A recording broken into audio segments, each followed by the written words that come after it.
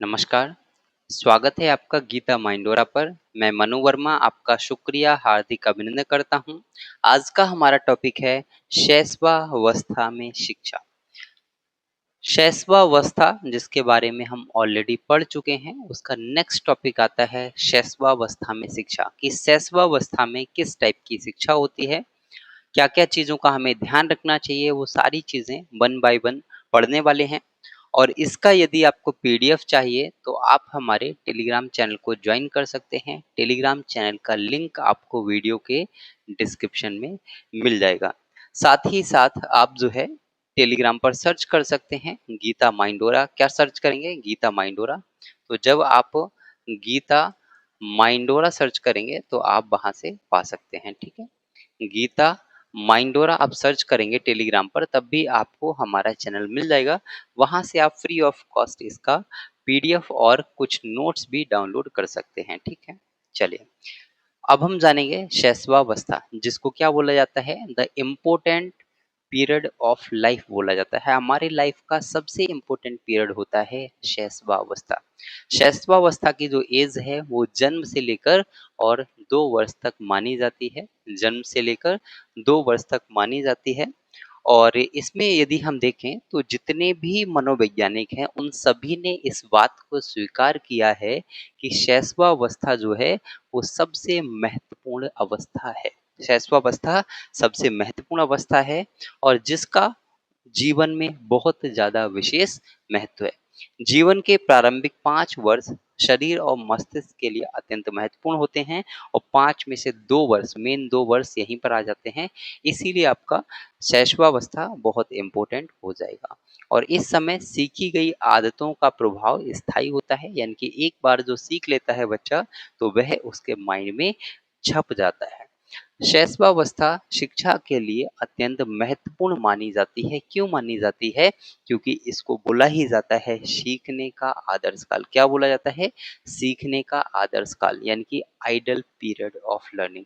Idol period of learning इसको बोला जाता है। ये बात आपको याद रखना है। ठीक है, ये बात आपको याद रखना है कि लर्निंग पीरियड किसको बोला जाता है, तो शैशवावस्था को learning period of the life बोला जाता है। इसको आपको याद रखना है, बहुत इंपॉर्टेंट हो जाएगा क्योंकि क्वेश्चन आपसे इसी टाइप से पूछा जाता है कि यह किस अवस्था के बारे में कथन कहा गया है। वहां पर एक कथन आपको देगा और उस कथन के आधार पर आपसे क्वेश्चन पूछेगा कि यह किस कथन के बारे में कहा जा रहा है। तो शैशवावस्था में शिक्षा कैसी होगी, यहाँ पर हम देख लेते हैं। तो शैशवावस्था में जब आप शिक्षा दे रहे हैं तो किन किन बातों का आपको ध्यान रखना है। पहला ध्यान रखना है उसका पालन पोषण, यानी कि आप नर्चर किस प्रकार कर रहे हैं, पालन पोषण किस प्रकार कर रहे हैं। तो सबसे पहले आपको क्या याद रखना है कि संतुलित आहार आवश्यक है। बच्चा छोटा है, 0 से और 2 वर्ष के अंदर का ही होता है शैशवावस्था में। तो बच्चा जो है, अगर हम उसको प्रॉपरली संतुलित आहार देंगे तो बच्चा क्या होगा, अच्छे से डेवलप हो पाएगा, अच्छे से डेवलप हो पाएगा। उसका डेवलपमेंट सही हो पाएगा तभी उसका शारीरिक और मानसिक विकास ठीक होगा। और अगर उसका शारीरिक और मानसिक विकास ठीक होगा तो वो लाइफ में आगे कुछ कर सकता है। क्योंकि शारीरिक एवं मानसिक विकास के लिए पोषण बहुत जरूरी है, पोषण बहुत जरूरी है। इसीलिए आपको क्या करना है, उसका पालन पोषण अच्छे से करना है, उसका बहुत ध्यान रखना है। नेक्स्ट है अनुकूल वातावरण। उसको जो है फेवरेबल एनवायरनमेंट आपको देना है, यानी कि अनुकूल वातावरण देना है। अनुकूल का अर्थ क्या क्या है कि आपको बच्चे को शांत, सुरक्षित और प्रेमपूर्ण वातावरण प्रोवाइड कराना है। अब मान लीजिए कोई ऐसा स्थान है जहाँ पे बहुत ज्यादा शोर शराबा होता है तो बच्चे का जो मानसिक संतुलन है वो सही नहीं होगा। अगर हम बात करें बच्चा अपने आप को सुरक्षित महसूस नहीं करेगा तो क्या वह सीख पाएगा? नहीं। तो बच्चे को शांत, सुरक्षित और प्रेमपूर्ण वातावरण प्रदान करना है। हमारी जो नई एजुकेशन पॉलिसी है वो भी कहती है कि बच्चे को प्रेम पूर्वक ही आपको पकड़ना है, यानी कि बच्चे से जब आप बात कर रहे हैं तो आपको बहुत प्यार से, बहुत पोलाइटली बात करना है। क्योंकि जब हम उससे प्यार से बात करेंगे तो वो सीखने में और इंटरेस्ट दिखाएगा। स्कूल में भी बच्चा जब आता है तो शांत, सुरक्षित और प्रेमपूर्ण वातावरण हम उसको प्रोवाइड कराते हैं, तभी बच्चा सीखता है। घर और विद्यालय दोनों में सकारात्मक माहौल दें। यदि घर और विद्यालय, मान लीजिए बच्चा जो है विद्यालय से पढ़ के जाता है लेकिन घर पे माता-पिता आपस में लड़ाई कर रहे हैं, तो क्या उसके ऊपर अच्छा इम्पैक्ट पड़ेगा? नहीं पड़ेगा। तो हमें क्या करना है?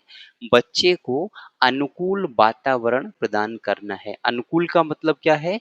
कि बच्चे को शांत, सुरक्षित और प्रेमपूर्ण वातावरण प्रदान करना है, लेकिन कहाँ? उसके घर में भी, विद्यालय में भी और सोसाइटी में भी उसको अगर प्रेमपूर्ण व्यवहार मिलता है, तो बच्चा कहीं न कहीं आगे बढ़ता ही है। नेक्स्ट है स्नेहपूर्ण व्यवहार। स्नेहपूर्ण व्यवहार यानी कि अफेक्शनेट बिहेवियर। अफेक्शनेट बिहेवियर उसको देना है, तो कैसे मिलेगा? माता-पिता और शिक्षक को स्नेहपूर्ण व्यवहार करना चाहिए, बच्चों की आवश्यकताओं को समझना चाहिए, उन्हें डाँटना या उपेक्षा नहीं करना चाहिए। अब एक बच्चे ने क्या किया, एक बच्चे ने, मान लीजिए ये कार है, ठीक है? ये कार है, हालाँकि मुझे कार बहुत अच्छे से बनानी नहीं आती, बस मान लीजिएगा कि आप ये कार है। अब इस कार को बच्चे ने क्या किया, ये पूरा तोड़-फोड़ दिया। क्या कर दिया? तोड़-फोड़ दिया। अब आप क्या करेंगे? आप बच्चे को डाँट देंगे, लेकिन बच्चे को डाँटना नहीं है, क्योंकि वो उसका स्वभाव है कि बच्चा क्या करता है, उसको जानने की कोशिश करता है, इसीलिए वह उसको तोड़-फोड़ रहा है।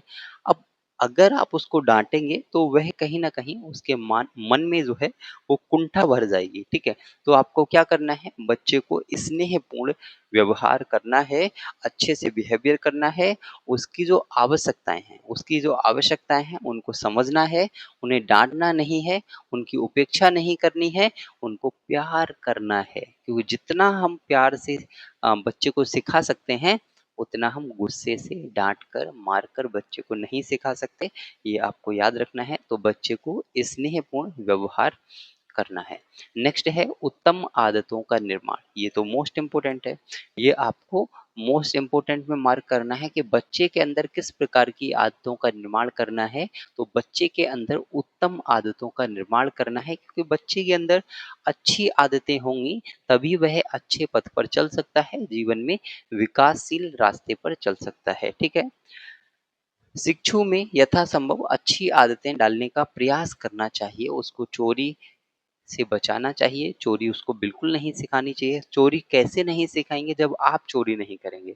आपको किसी भी प्रकार की चोरी नहीं करनी, और ऐसे एग्ज़ाम्पल्स उसको दिखाना है, ऐसी कहानियाँ उसको दिखाना है कि यदि आप ये करते हैं तो ये गलत है, ठीक है? तो उसको क्या करना है? अच्छी आदतें सिखाना है। माता-पिता और अभिभावकों को चाहिए कि वे शिक्षु में बड़ों का आदर करना, गुरु की आज्ञा का पालन करना, स्वच्छ बोलना, समय पर काम करना आदि अच्छी आदतों का सिद्धि करें। यही अच्छी आदतें उसके भावी जीवन का निर्माण करती हैं। अब होगा क्या, मान लीजिए बच्चे के माता-पिता हैं, मान लीजिए आप बच्चे के माता-पिता हैं और आप क्या कर रहे हैं, अ, आप बच्चे के माता-पिता हैं और आप अपने माता-पिता को डाँट रहे हैं। तो क्या बच्चे पर इसका अच्छा इफ़ेक्ट पड़ेगा? नहीं, बिल्कुल नहीं पड़ेगा, क्योंकि जैसा बच्चा देखेगा, वैसा ही बच्चा करेगा। आज अगर आप अपने माता-पिता को डाँटेंगे, तो कल इन फ्यूचर में बच्चा आपको डाँटेगा, 100% डाँटेगा। तो इस बात को आपको याद रखना है कि आपको क्या करना है, आपको भी बड़ों का आदर करना है। जब आप बड़ों का आदर करेंगे, तो बच्चा बड़ों का आदर करेगा। जब आप गुरु की आज्ञा का पालन करेंगे, तो बच्चा गुरु की आज्ञा का पालन करेगा। यदि आप स्वच्छ बोलेंगे, गलत शब्दों का यूज़ नहीं करेंगे, तो बच्चा भी स्वच्छ बोलेगा और गलत शब्दों का यूज़ नहीं करेगा। समय पर काम करना, यदि आप भी हर काम को अपने नियत समय पर करेंगे, तो बच्चा भी आपको देखेगा और सही समय पर सही कार्य करेगा। तो इस प्रकार से आप जो है बच्चों के अंदर अच्छी आदतों का निर्माण कर सकते हैं, और इस प्रकार से बच्चों के अंदर अच्छी आदतों का निर्माण करने का जो दायित्व होता है, वो माता-पिता और शिक्षक दोनों का होता है। तो आप चाहें माता-पिता के रोल में हों, आप चाहें शिक्षक के रोल में हो, आपको दोनों ही रोल में अच्छे से कार्य करना है। नेक्स्ट है मानसिक विचारों के अवसर। मानसिक विचारों के अवसर। अब इसमें आपको क्या करना है, इसको अभी देखेंगे, बट यहाँ तक आप वीडियो को देख रहे हैं, मतलब आपको वीडियो पसंद आ रही है। वीडियो पसंद आ रही है तो वीडियो को लाइक कर दीजिएगा, चैनल को सब्सक्राइब कर लीजिए, यदि आप चैनल पे फर्स्ट टाइम विजिट कर रहे हैं तो। मानसिक विचारों के अवसर, यानी कि बच्चे को मानसिक विचारों के अवसर देना चाहिए, उसको बोलने का मौका देना चाहिए। इस अवस्था में बालक मानसिक दृष्टि में पूर्ण विश्वास नहीं होता, ठीक है? यानी कि वो बोलता है लेकिन उसको बिलीव नहीं होता, विश्वास नहीं होता कि वो सत्य बोल रहा है। तो क्या करना है, आपको उसे सपोर्ट करना है। किस प्रकार से सपोर्ट करेंगे कि बच्चा कुछ बोल रहा है तो उसको कॉन्फिडेंस प्रदान करना है। जैसे बच्चे ने कुछ बोला तो आप उसको शाबाशी दें कि वाह! बिल्कुल अच्छा बोला बेटा आपने, आपने तो बहुत सही बोला, आपने तो बहुत अच्छा किया।